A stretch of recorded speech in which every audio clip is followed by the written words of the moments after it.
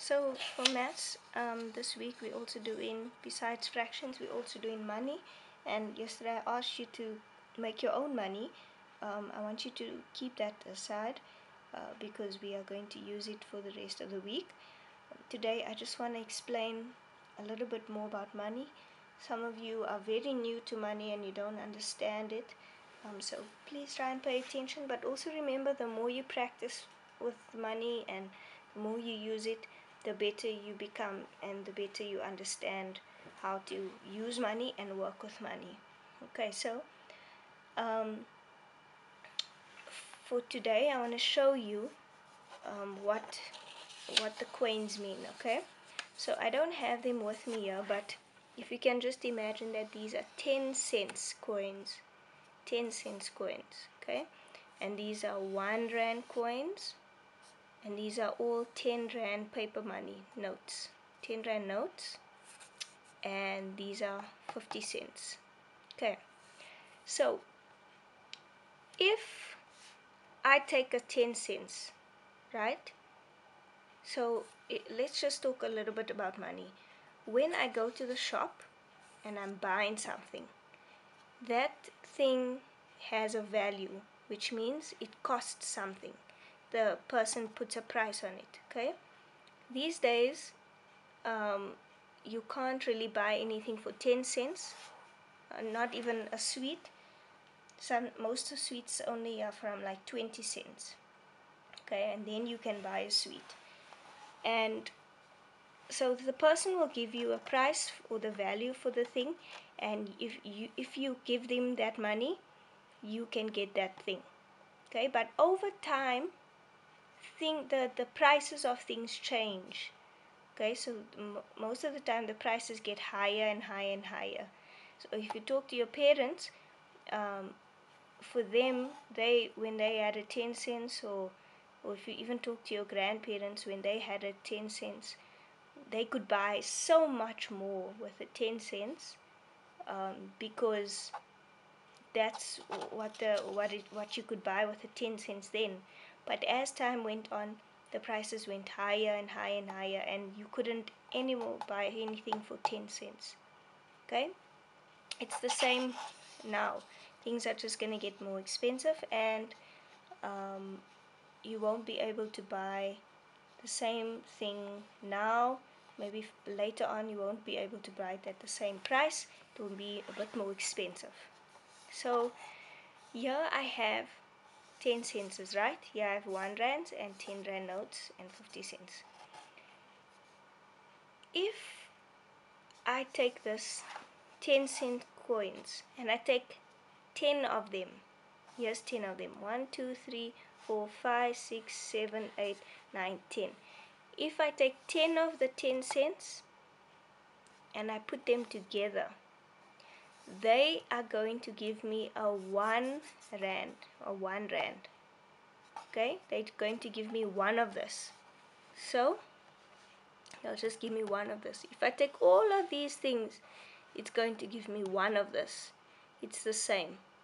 So if I go to the shop and a sweet costs 1 rand, my friend can give a 1 rand like this, and maybe I can give 10 cents, and we can still get the sweet, because it means the same thing. It's just that I have a lot more here, and here it's just showing that this 1 rand means this. It means there's 10 cents. Okay, it's just I put it into 1, which is a 1 rand. Then if I take all these 1 rands, and there's 10 of them, 1 2 3 4 5 6 7 8 9 10, if I put them together, they are going to give me a a 10 rand. It's like counting in ones, 1 2 3 4 5. Okay, and it's going to give me a 10 rand, because when I come here it's 10 rand, right?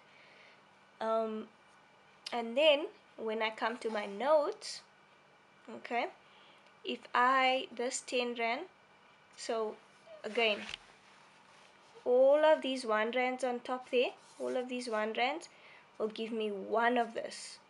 will give me one note of 10 rand. Then I have these 10 rands, right?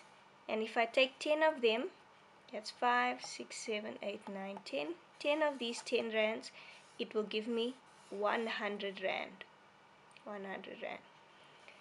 Okay.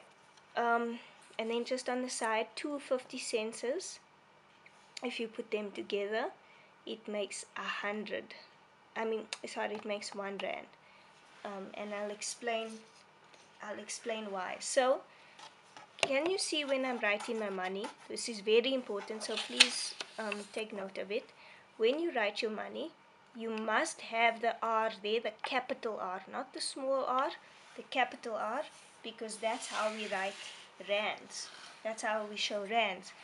Then, as you can see, there's a comma there. Why is this comma here? This comma is here because it's separating, or it's splitting the rands from the cents.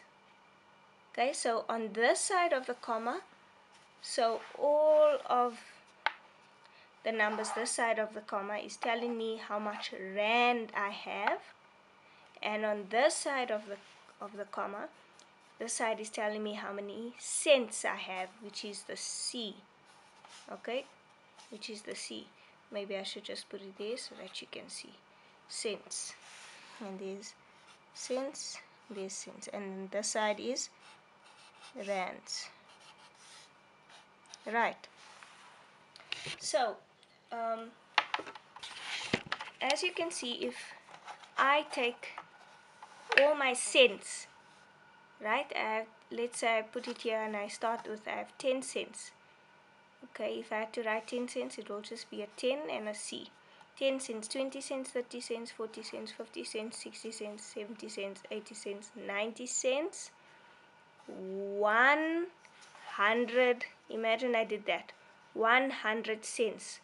But now, that 100 cents is the same, it's going to make up a 1 rand. And all I did was I put a comma. So now, that 100 cents is actually showing me that I have 1 rand. Okay, 1 rand, and I have 0 cents. Okay, and then this side, if I put all the ones together, it will give me 10 rand.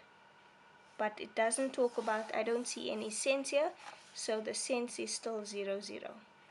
This side as well, if I put all the 10 rands together, it will give me 100. And that's 100 rand. And are there any cents? No, there's no cents. Okay, same thing with this one. If I have a 50 cents, not 50 rand, 50 cents and another 50 cents. What is 50, 50? It makes 100. So let's say I wanted you to tell me cents. This would be 100 cents. But how do you write 100 cents? Okay, you write it like a 1 rand because it means the same thing. What's a 1 rand? Right. So for today, I just want you to try and understand this. And we're also going to try and understand how much things cost. So I'm going to give you a list of things you need to find out. Like, I want you to find out how much does bread cost and milk. Okay, so I'm going to write it down of all the things that you need to find out how much it costs. Okay, so that you understand a bit more. Okay, thank you guys. That's it for maths.